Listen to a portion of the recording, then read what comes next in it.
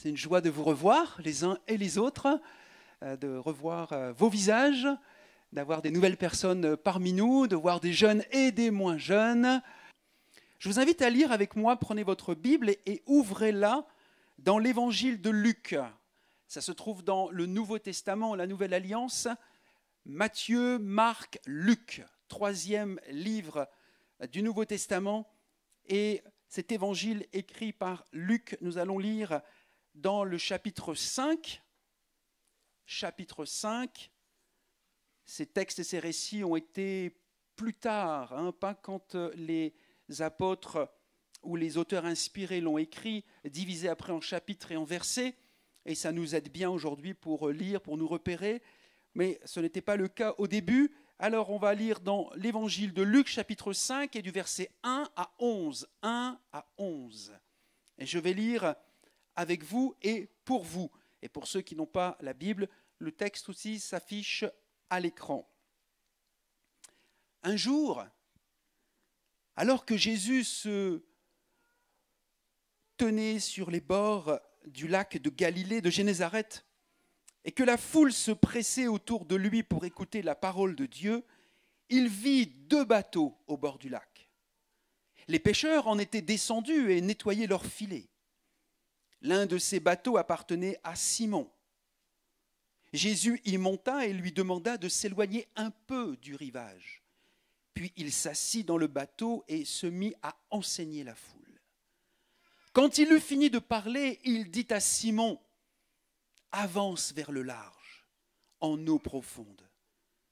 Puis vous jetterez vos filets pour pêcher. » « Maître, lui répondit Simon, nous avons travaillé toute la nuit et nous n'avons rien pris. Mais, puisque tu me le demandes, je jetterai les filets. » Ils les jetèrent et prirent tant de poissons que leurs filets menaçaient de se déchirer. Alors, ils firent signe à leurs associés dans l'autre bateau de venir les aider. Ceux-ci arrivèrent et l'ont rempli les 2 bateaux, au point qu'ils enfonçaient. En voyant cela, Simon, Pierre, se jeta aux pieds de Jésus et lui dit : « Seigneur, éloigne-toi de moi, car je suis un homme pécheur. » En effet, il était saisi d'effroi, ainsi que tous ses compagnons, devant la pêche extraordinaire qu'il venait de faire. Il en était de même de Jacques et de Jean, fils de Zébédée, les associés de Simon. Alors Jésus dit à Simon : « N'aie pas peur. À partir de maintenant, ce sont des hommes que tu attraperas. » Et dès qu'ils eurent ramené leur bateau au rivage, ils laissèrent tout et suivirent Jésus. Amen. Ce texte est communément appelé la pêche miraculeuse, qui s'inscrit dans le début du ministère public de Jésus. Il y a un autre texte qui va décrire aussi une autre pêche miraculeuse. Ça sera après la résurrection de Jésus. Et le message de ce matin va être plutôt centré sur le verset 4. Avance en eau profonde. Une autre version, Bible en français courant, va dire avance plus loin. Et je pense que le message de ce matin, pour certaines personnes ici présentes et même pour l'Église, j'ose le dire, va avoir une portée prophétique. D'où le titre de ce message ce matin. Va plus loin. Dis-le avec moi. Va plus loin. Ose le dire avec moi ce matin. Va plus loin dans ton intimité, dans ta relation de proximité avec Dieu, dans ta passion pour ton Dieu, qui va, je le crois, favoriser la transformation de ton caractère. Va plus loin dans ta connaissance des Écritures et dans la pensée de la volonté de Dieu. Va plus loin dans ta vie de prière, parce que c'est une clé essentielle de ta marche chrétienne. Va plus loin dans ce que tu fais pour Dieu, dans le ministère confié, dans ton service, dit autrement, dans ton église locale. Va plus loin dans ton investissement de ton couple, de ton foyer avec tes enfants.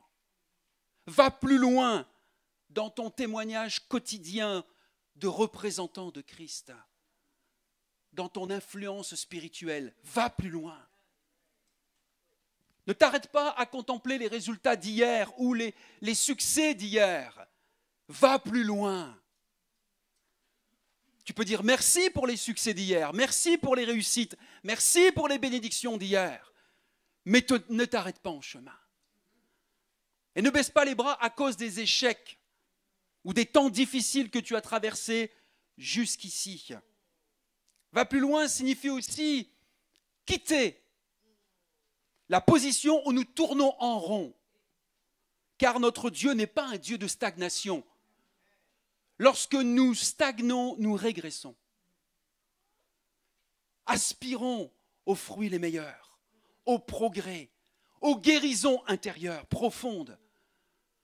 Approfondissons cette relation, ces expériences que nous avons commencées avec Dieu, vous et moi, parce que Dieu n'est pas superficiel, mais Dieu est profond.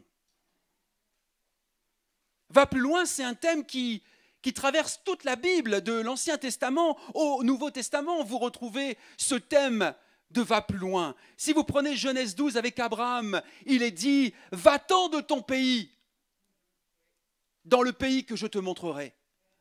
Si nous regardons dans Exode 12, 31, il est dit au peuple d'Israël « Sortez et partez de ce lieu ». On leur parle de l'Égypte.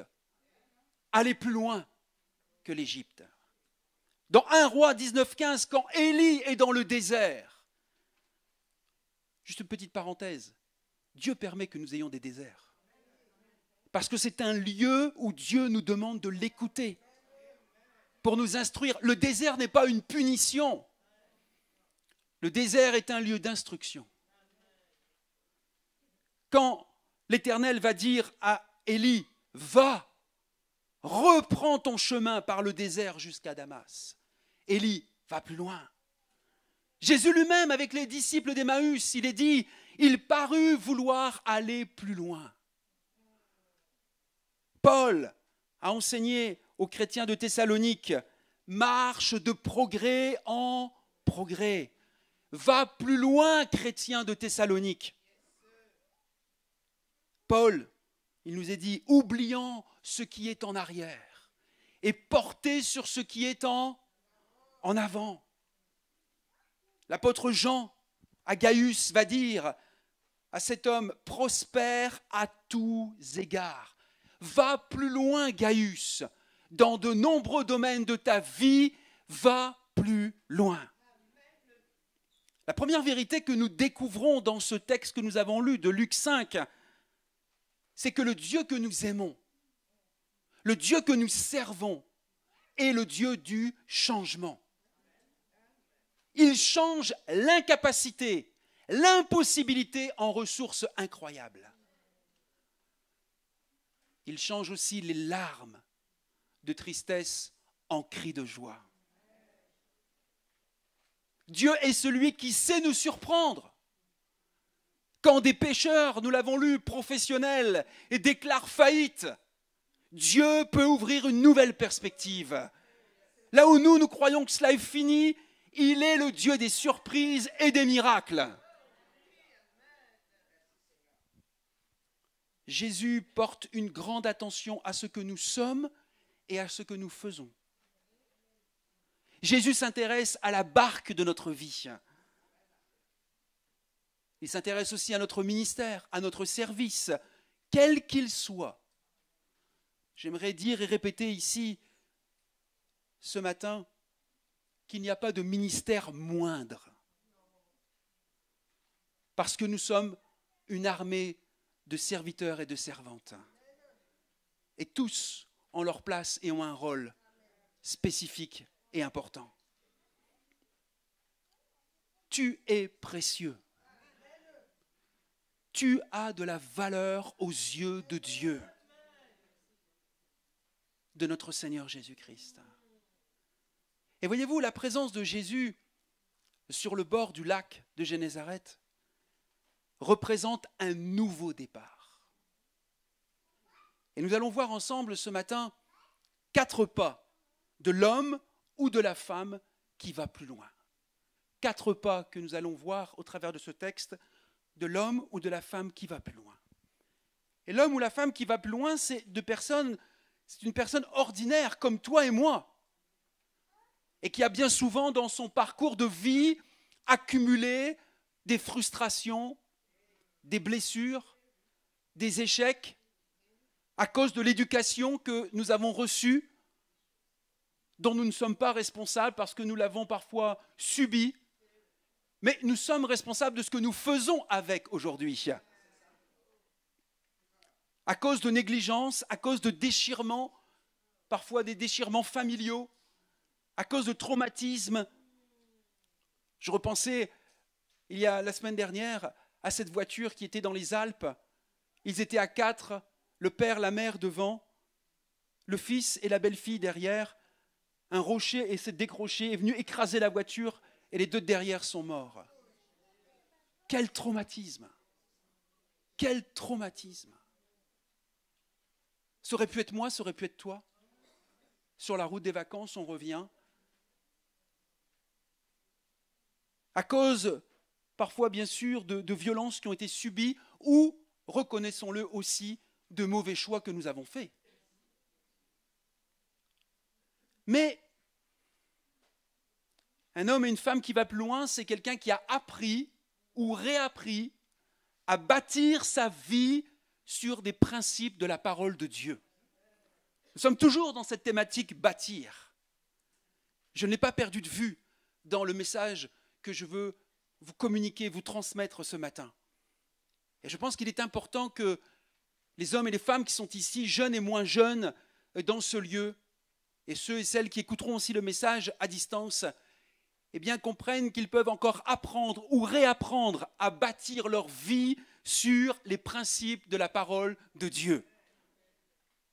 Et le premier pas que nous allons étudier, verset 4, il nous est dit « Avance en eau profonde ». L'homme, la femme qui marche dans la vision de Dieu, dans la direction divine. Jésus va montrer cette direction à Pierre, à Simon-Pierre, pour attraper du poisson. Et voyez-vous, le caractère des hommes et des femmes de Dieu qui ont progressé, qui ont prospéré, qui ont porté du fruit, sont ceux et celles qui ont cherché la direction de Dieu pour leur vie, pour leur ministère aussi ou leur service. Nous sommes à la rentrée, peut-être que tu lui dis à quoi suis-je bon, à quoi suis-je utile dans l'église. Le Seigneur vient, et il va encore le faire ce matin, il va venir te parler. Tu es mon enfant, tu es ma fille, tu es mon fils, tu es aussi mon serviteur et ma servante. J'ai mis des dons, des talents dans ta vie, et tu peux les mettre au service des autres. Tu peux les mettre à mon service, Jésus, et tu peux les mettre au service des autres. Aujourd'hui, il n'est pas toujours facile, reconnaissons-le, d'avoir un rendez-vous avec un médecin ou un spécialiste. Vous avez remarqué ça? Quelles que soient les parties de ton corps, c'est long et c'est compliqué. Et j'aimerais nous poser cette question. Avons-nous ce rendez-vous de consultation régulier avec le grand médecin de l'âme et le spécialiste de l'âme, le Seigneur Jésus-Christ? Avons-nous ces rendez-vous de consultation réguliers, notamment avec ces 2 questions que je te laisse et que l'apôtre Paul se posait souvent? Quand tu viens devant Dieu, tu peux poser ces 2 questions qui sont fondamentales. Qui es-tu, Seigneur? Que veux-tu que je fasse? Tu peux venir avec ces 2 questions devant Dieu pour réfléchir où tu en es dans ta marche avec lui, pour voir avec les yeux de la foi et apprendre à écouter Dieu. Chaque croyant est mis au défi de persévérer dans la lecture des Écritures jusqu'à ce que le Saint-Esprit lui révèle les promesses de Dieu d'une façon personnelle. Nous pouvons savoir quand cela se produit, quand nous entendons à l'intérieur de notre esprit le murmure doux et léger de l'Esprit qui nous dit « Cette promesse, elle est pour toi. c'est la tienne. C'est la parole de Dieu qui t'est adressée à toi maintenant, aujourd'hui, pour t'aider à prendre une décision. Qu'elle soit parfois affective ou professionnelle ou autre, à réajuster ton comportement. Cette promesse est là pour réajuster ton comportement, ta relation avec quelqu'un. Cette promesse, elle est là pour t'aider à surmonter une épreuve de la vie, à traverser des temps difficiles, dit autrement, à avancer sur le chemin que Dieu a tracé pour toi. Je suis convaincu que tu peux avancer en eau profonde si tu entends la voix rassurante du Seigneur s'adresser à toi. C'est ce que Pierre a entendu. Il a entendu la voix rassurante de Jésus pour aller plus loin. Et Jésus a encore des instructions, des recommandations sur ce qu'il attend de toi en 2025, sur la manière dont tu dois le servir et sur le lieu où tu dois te tenir. Le secret pour une marche chrétienne fructueuse réside dans le fait d'être conduit par le but et les objectifs de Dieu. C'est-à-dire concrètement, être la personne que Dieu veut que l'on soit et être là où Dieu veut que l'on soit. Et c'est là où tu portes le meilleur fruit. Être la personne que Dieu veut que l'on soit, c'est-à-dire une personne épanouie en lui, et être là où Dieu veut que l'on soit. Vous savez, tous les endroits sont bons pour servir le Seigneur. Mais là où Dieu nous conduit, là est l'endroit où il y a le meilleur fruit. Et ça, c'est important aussi de le considérer dans ta marche, dans tes choix, et même dans ton service pour Dieu dans l'Église. Va. Jésus parle avec précision. Avance plus loin en eau profonde. Ça, c'est l'attitude des hommes ou des femmes qui veulent marcher dans la direction divine. Ils se soumettent, ils obéissent à la direction de Dieu, au plan de Dieu pour leur vie. Quand Jésus prend possession de nos vies, écoutez-moi bien, quand Jésus prend possession de nos vies, il nous confie une mission et il nous indique une direction. Quel que soit ton âge, quel que soit ton arrière-plan, quand Jésus prend possession de nos vies, que tu lui as accordé le fait qu'il puisse vivre en toi,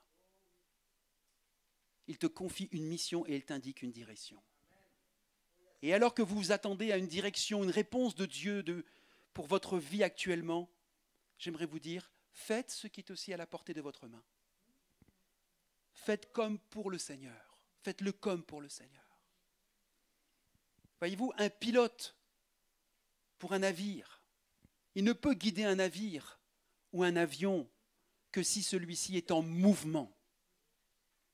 De même, Dieu conduit la destinée de ceux et celles qui lui appartiennent quand ils sont en marche.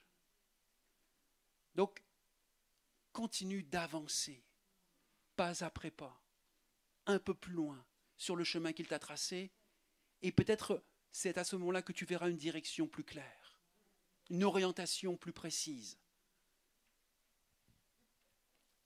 Certains ont besoin de dire ce matin, Jésus, sois à nouveau ma vision. Je veux être la personne que tu veux que je sois et être là où tu veux que je sois.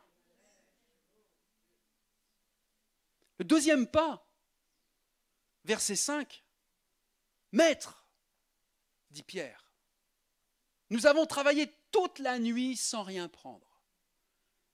Ici, Pierre souligne l'échec. Rappelons-nous, ce sont des pêcheurs de poissons professionnels. Ils savent comment pêcher. Ils ont tout le matériel, ils ont tout le savoir-faire, ils ont toute la technique. Ils savent où aller pour aller prendre du poisson. Mais cette nuit-là, zéro. Et on va voir, on sait ce que Jésus va leur dire juste après. Mais là, Pierre, il dit, puisqu'on vient de lui dire, avance en eau profonde, va plus loin. Mais là, Pierre, il dit, mais on a travaillé toute la nuit. Vous savez, certains, ça se faisait de travailler toute une nuit. Hein. Combien travaillent la nuit ici? Dans leur boulot, dans leur travail. Merci. Voilà, dans le personnel médical, certains font des nuits. D'autres, dans d'autres domaines d'activité, font des nuits. On sait ce que c'est de travailler toute une nuit. T'imagines, tu travailles toute la nuit, et puis le lendemain matin, Jésus te dit, allez, on y repart. On retourne. Mais un homme, une femme qui va plus loin est celui ou celle qui sait accepter, qui sait digérer son échec. L'échec, ça bien sûr, ça peut être le refus d'une promotion, d'une évolution professionnelle. Pas facile à avaler. On t'avait promis telle place, un responsable change, et puis c'est l'autre collègue qui a la promotion à ta place. Il faut digérer l'échec. Un refus sentimental. Il y en a encore des célibataires au milieu de nous. Mais avant que je sois marié, j'ai été célibataire. Grande révélation pour vous ce matin. Hein? Et alors, Laurent, tu as essuyé des échecs? Oui! Avant que Damaris dise oui, j'ai connu quelques échecs sentimentaux. Mais il a fallu apprendre sur ce chemin-là aussi. Tout ne se passe pas forcément la première fois. Patience. Et on sait et on apprend à digérer l'échec. Ça peut être aussi l'échec, bien sûr, le rejet parental, le rejet familial. Ça peut être une parole, une attitude qui t'ont blessé personnellement, un choix, un acte qui t'a couvert de honte. Et puis de la déception, on passe au découragement, du découragement à la dispute parfois et à la distance. On se distancie, on se distance. Oui, mais je voulais mettre distance, donc je ne voulais pas dire s'éloigne. Et on se distance les uns des autres. Et ça, vous savez ce que ça provoque? Un blocage émotionnel. Blocage émotionnel dans votre vie. Et trop souvent, nous restons accrochés au passé. Nous sommes prisonniers de sentiments, de regrets, de remords, de vengeance, de ressentiments et d'autres émotions destructrices qui sont enracinées dans notre passé, dont bien souvent nous ne connaissons pas la cause, mais dont nous subissons les effets. Et nous continuons à nous nourrir de sentiments destructeurs et nous laissons abîmer notre vie présente. Blocage émotionnel. Et beaucoup d'entre nous sommes tentés de fuir les défis et les pressions du moment présent. Nous procrastinons, nous remettons au lendemain ce que nous devons faire aujourd'hui. Nous nous créons de faux espoirs sur notre avenir et nous vivons dans la dénégation de notre situation actuelle. Nous sommes sous l'emprise de fausses croyances qui nous empêchent d'avancer, d'aller plus loin. Ce nom, c'est blocage émotionnel. Nous nous inquiétons de l'avenir, nous avons peur de l'inconnu, nous sommes terrifiés par le lendemain, et à l'écoute de l'actualité, parfois, il y a de quoi. Pour nous, pour nos enfants, nos petits-enfants, il y a de quoi. Nous ne savons pas quelles décisions prendre, ni quelles seront les conséquences de nos choix. La peur et l'inquiétude nous consument sur place, nous paralysent. Blocages émotionnels qui ont des conséquences de blocage spirituel et aussi sur vos dons et vos talents. Je suis convaincu qu'il y a un potentiel beaucoup plus important qui dort encore au milieu de nous. Parce qu'il y a des blocages. Et j'aimerais vous dire, on ne peut avancer, on ne peut aller plus loin sur le plan spirituel si l'on reste immature sur le plan émotionnel. Écoutez-moi bien, parce que ce sont des révélations, ce sont des clés de révélation que je suis en train de vous partager, que j'ai moi-même expérimentées. On ne peut avancer, on ne peut aller plus loin sur le plan spirituel si l'on reste immature sur le plan émotionnel. C'est pourquoi Jésus est resté au moins 3 ans avec sa bande, comme on dit au Québec, avec sa gang des 12. Parce que là, c'est au début du ministère public de Jésus. Et Simon-Pierre, et j'insiste, peut-être je l'ai déjà dit, mais certains n'étaient pas là. Si vous avez la plateforme Netflix, alors je ne fais pas de la promo pour Netflix, mais comme dans toute chose, il y a des bonnes choses qu'on peut aller voir. Et puis il y a des choses, il ne faut pas y aller. Si vous avez Netflix, il y a la 5e saison de The Chosen, qui est remarquable à voir. Parce que vous voyez la relation entre Jésus et ses disciples, avec les hommes, avec les femmes, avec ses contemporains.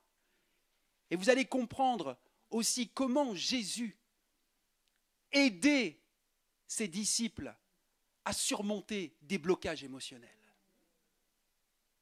C'est pourquoi je crois vraiment qu'on peut aller plus loin sur le plan spirituel si on grandit en maturité sur le plan émotionnel. Pourquoi ? Parce que l'échec n'est qu'une étape. Parce que tu as été créé pour réussir. En Dieu, tu as été créé pour réussir. L'échec est un pédagogue, c'est un passage. Dans l'échec, on peut réfléchir. Alléluia. Et on est appelé à passer au-delà de l'échec. Pour cela, c'est quoi la clé ? Mais c'est de reconnaître ton échec. Le problème des gens qui restent bloqués dans leur échec, c'est parce qu'ils ne veulent pas le reconnaître. Et ils essaient de se justifier et on accuse les uns et les autres. Le monde, la société, le gouvernement, ton patron, ton mari. C'est de sa faute.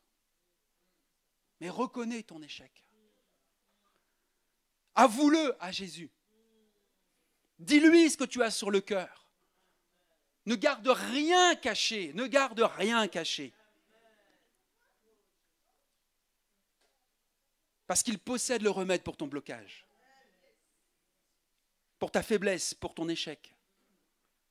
Et peut-être que même certains, peut-être même une personne ce matin, a l'impression d'avoir donné le meilleur d'elle-même, mais qu'elle n'a pas eu le résultat escompté. Je me suis donné, Seigneur. Je t'ai donné mon cœur, je t'ai donné ma vie, je t'ai donné mes dons, je t'ai donné mes talents. Je me suis mis à ton service, j'ai servi. Et voilà le résultat. Là où j'en suis, on ne me reconnaît pas, on ne m'apprécie pas, j'ai eu des critiques. Blocage.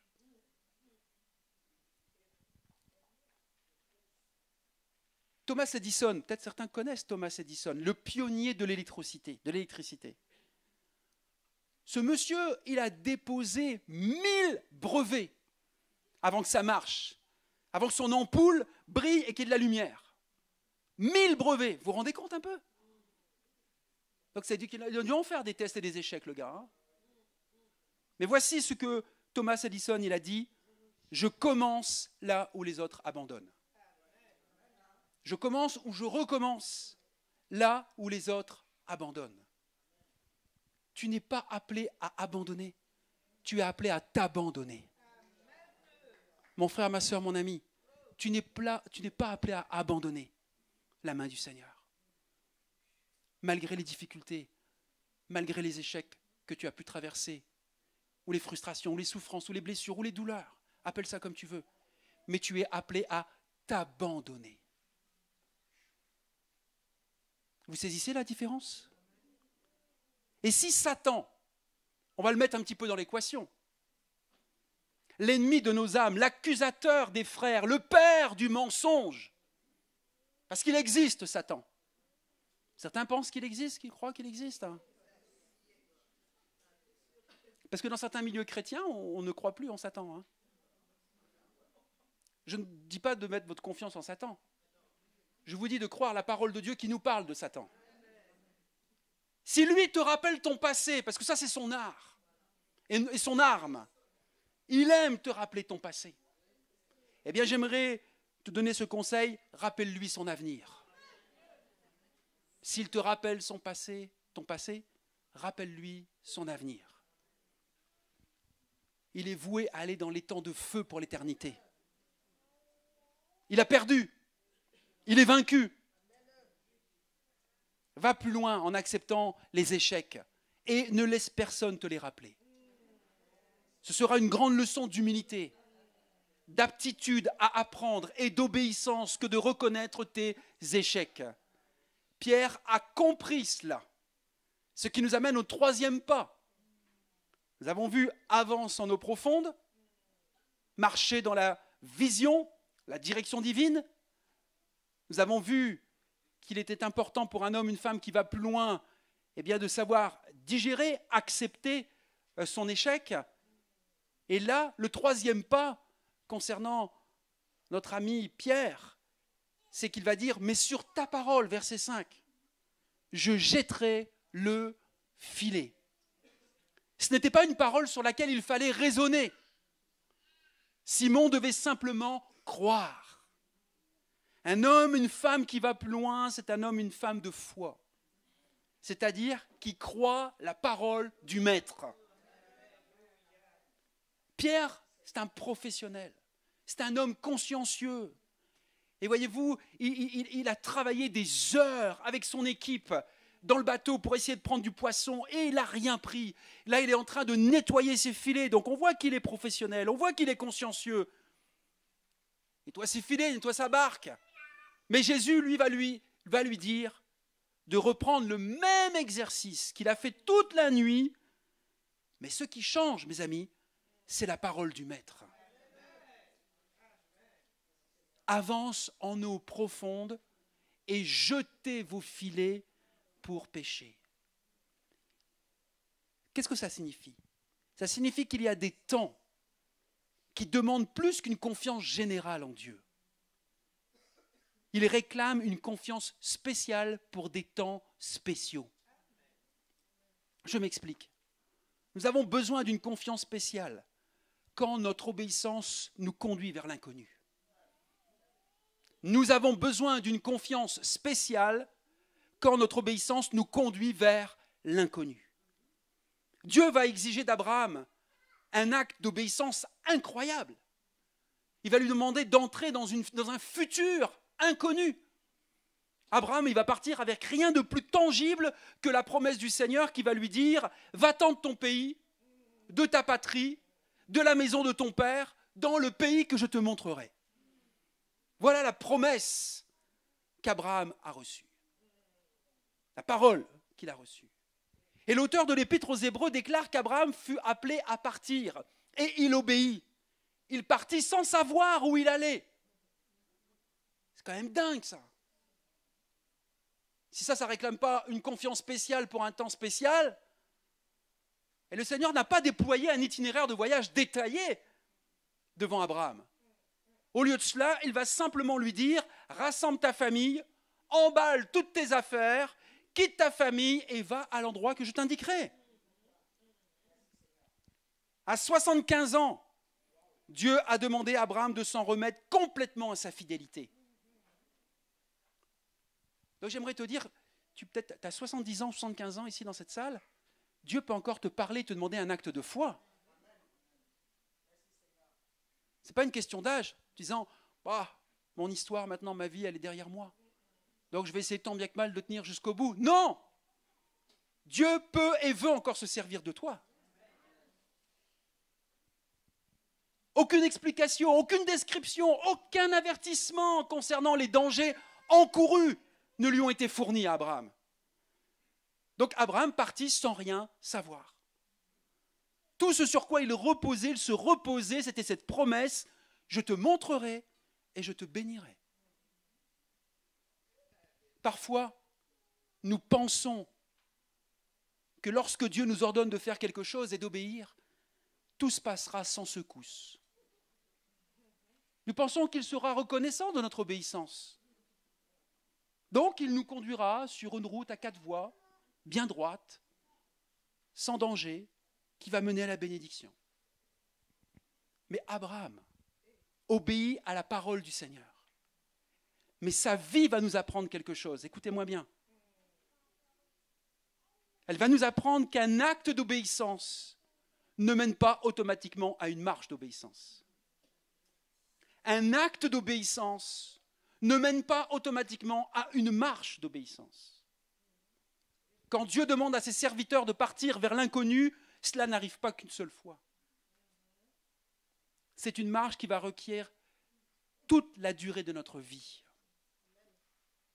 Notre obéissance nous accorde aussi une grande récompense. Il est dit dans Genèse 15, après ces événements, la parole de l'Éternel fut adressée à Abraham dans une vision et il dit, Abraham, ne crains point, je suis ton bouclier et ta récompense sera très grande. Nous n'aurons pas que des récompenses ici-bas, mes amis. La Bible parle aussi de récompenses que nous aurons là-haut, dans l'éternité. Alors parfois nous nous attendons humainement à ce que nous soyons récompensés ici-bas. Mais Dieu fait comme il veut, quand il veut, avec qui il veut. Alors il nous accorde des récompenses ici-bas pour nous encourager, nous stimuler, nous fortifier. Mais les plus belles récompenses, nous les verrons là-haut.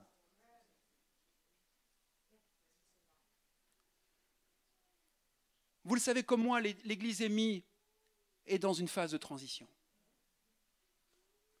Demain, 1er septembre 2025, je vais prendre de nouvelles fonctions à mi-temps pour 4 mois. Des nouvelles fonctions où Dieu m'a parlé. Dieu s'est révélé à mon cœur. Et j'y vais avec une conviction que c'est Dieu qui m'a appelé à croire, à entendre et à croire que notre temps avec Damaris était terminé ici avec vous. Mais nous vous bénissons pour ces 17 années que nous avons passées ici. Depuis 2008, 2025, dans mes calculs, ça fait 17. Et nous sommes arrivés 1er septembre 2008. Donc ça fait 17 ans. Nous avons appris de nombreuses choses.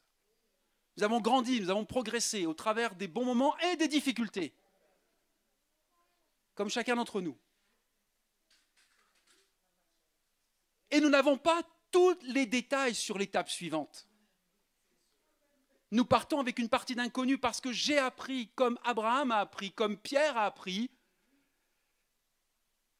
que lorsque tu veux marcher dans l'obéissance, ça va susciter bien des actes d'obéissance.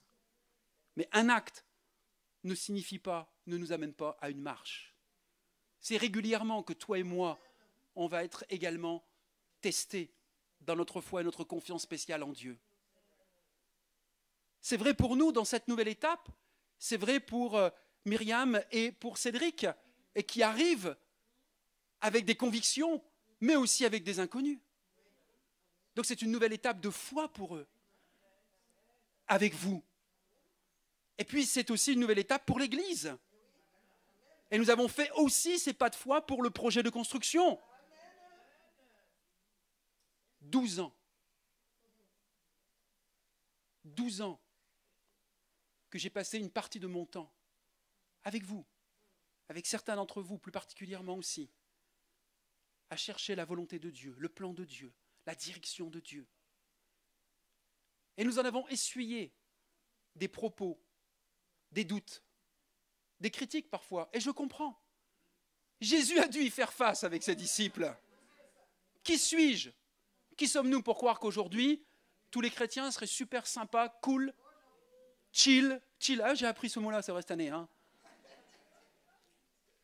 les jeunes ? Chill. À notre époque, nous on disait cool, sympa, agréable. Non ! Il y a des réactions, ça suscite normal des réactions par les uns et par les autres. Mais j'aimerais dire qu'après 12 ans, Dieu a honoré sa promesse. Ce nouveau lieu de culte, dans quelques semaines, quelques mois, on va vous redonner des nouvelles très, très prochainement, nous allons pouvoir y entrer. Mais ça a suscité une foi spéciale, pour un temps spécial. Avec, dans ce parcours, eh bien, des étapes où, même certains, je leur ai expliqué un petit peu les choses cet été, Et ils se réjouissaient avec nous. Alléluia, vous allez avoir un nouveau lieu de culte. C'est super depuis que vous attendez tout ça. Mais quelqu'un m'a dit, mais je ne comprends pas, c'est à ce moment-là que tu pars, toi, Laurent? Tu ne voulais pas bénéficier un petit peu du nouveau lieu? Je lui ai dit, je préfère obéir à Dieu que aux tentations, on l'a entendu, hein, tentations humaines. Et notre cœur est dans la paix et dans la joie, parce que vous avez fait le choix d'un nouveau bon couple pastoral pour vous amener plus loin. Gardons cette perspective ensemble en tête pour aller plus loin. Et ce sera une joie pour Damaris et nous d'apprendre que l'Église émie va plus loin. Que des hommes et des femmes vont plus loin, grandissent en maturité, s'impliquent, s'engagent, qu'il y ait des nouvelles personnes qui viennent, des baptêmes, des personnes qui grandissent dans la maturité, qui vont plus loin. Ça sera notre joie et notre récompense. Alors la foi, c'est oui à la parole malgré les circonstances difficiles et les échecs d'hier. La foi nous délivre de la peur et elle nous amène à prendre des décisions en regardant au Maître, le Seigneur, qui seul pourvoira. Pour l'instant, au moment où je vous parle, 1er janvier 2026, je ne serai qu'à mi-temps. Je ne sais pas quel est notre mi-temps. J'ai confiance que Dieu va pourvoir. Quand on est dans son embarcation et qu'il est avec nous, Dieu pourvoit. La foi nous amène à nous lancer dans une entreprise où la main de Dieu nous accompagne. Elle affecte notre langage, la foi, à sortir du découragement. Elle affecte nos démarches, comme Abraham a pu le faire. Elle nous amène, la foi, à anticiper les temps de Dieu, à précéder des actions de Dieu et à voir les fruits. Pierre dira, sur ta parole. Il sait maintenant combien on peut avancer, sur quoi on peut s'appuyer et mettre sa confiance. Un homme, une femme de foi saisit et applique la parole de Dieu.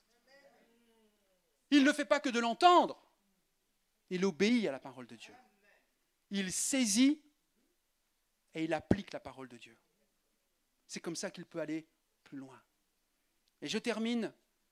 Un homme, une femme qui va plus loin, verset 7. C'est un homme, une femme qui a l'esprit d'équipe. Pierre a sollicité de l'aide. Il a obéi à Jésus. Il ramasse une grande quantité de poissons.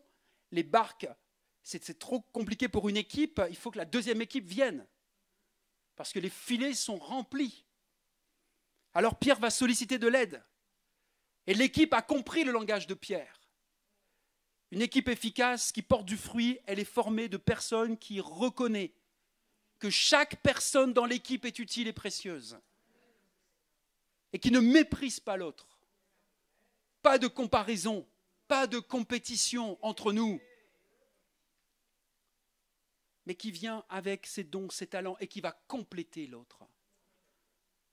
Et qui va dire, conjuguons nos talents. Il y a un proverbe africain, je ne sais pas de quelle partie, de quel pays d'Afrique, mais c'est un professeur que j'avais à l'Institut de théologie qui nous l'avait dit. Il nous avait montré sa main et il nous avait dit, un doigt ne peut laver le visage. Chaque doigt a une fonction dans la main. Nul ne s'élève au-dessus de l'autre. Il dit notre équipe. Il ne dit même pas mon équipe, il dit notre équipe. Et chacun partage la joie d'œuvrer en équipe.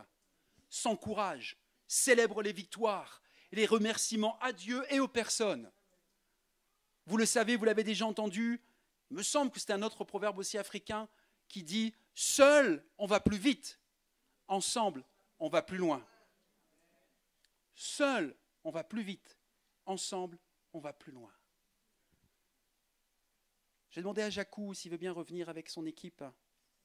Avec notre équipe. Que dis-je? Et j'aimerais faire un appel pour terminer ce temps de prédication.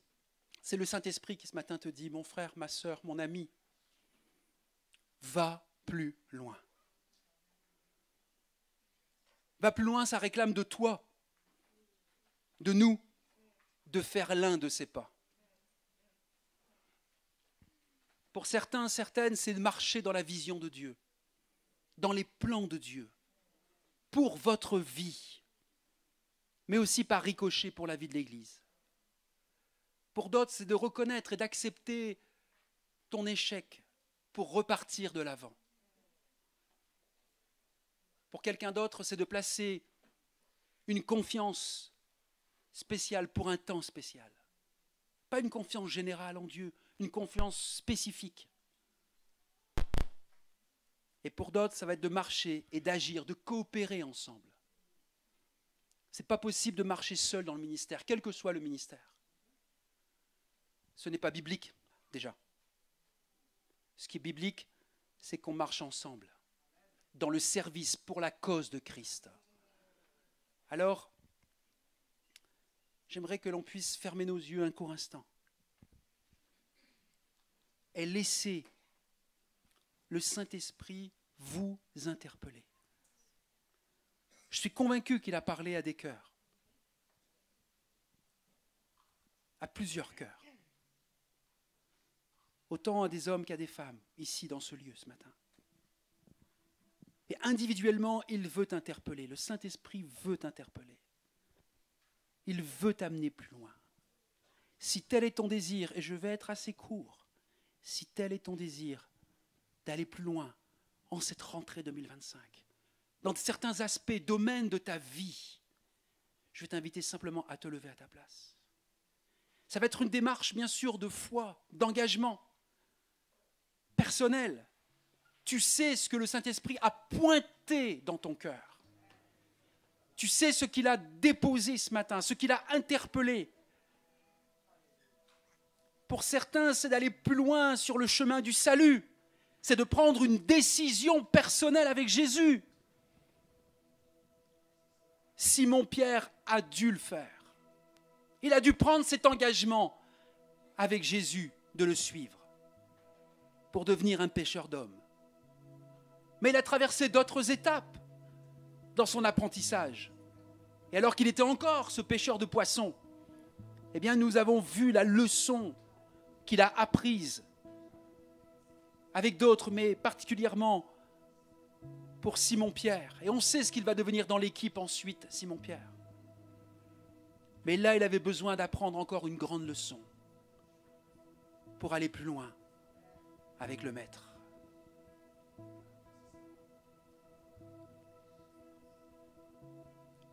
Plusieurs sont debout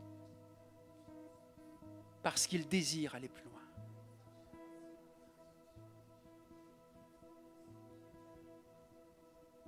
Va plus loin dans ta foi.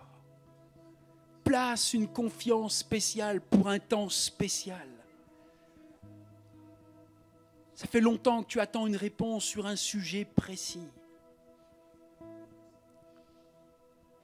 Il est temps que tu places ta confiance.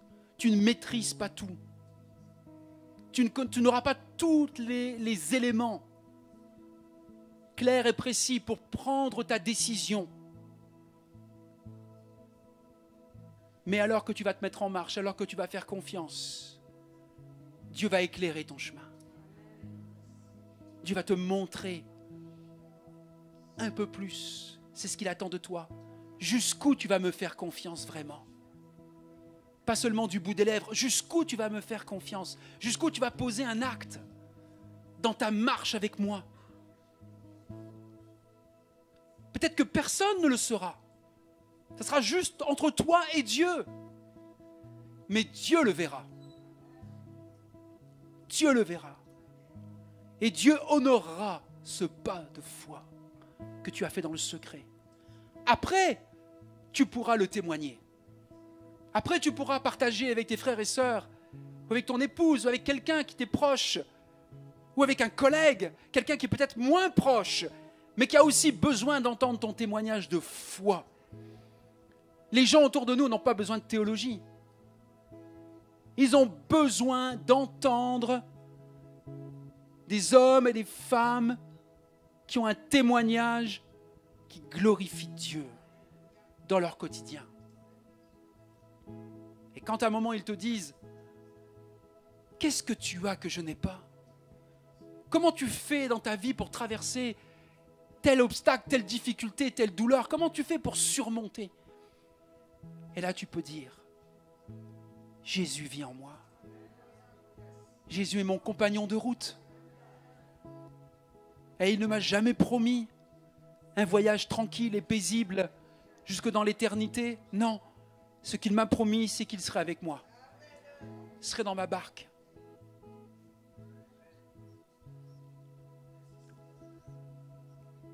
Certains ont vraiment besoin de reconsidérer que vivre avec Jésus, vivre l'Église de Jésus-Christ, c'est œuvrer et coopérer ensemble. Ce n'est pas chacun pour soi. Ce n'est pas je vis mon ministère dans l'Église, qui m'aiment me suivent. Non. Je vis avec d'autres. Je m'ajuste, je m'adapte avec d'autres. D'autres m'apprennent et aiguisent justement mon caractère et mon comportement. L'Église, c'est oui, une famille, avant tout. C'est une grande équipe dans laquelle notre capitaine est Jésus-Christ. Et il veut nous amener plus loin. Il veut nous amener à la grande victoire dans la mission et la vision qui est la sienne.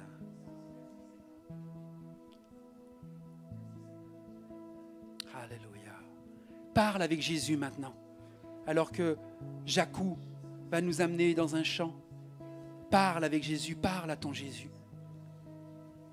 Dis-lui avec tes propres mots ce qu'il y a sur ton cœur maintenant.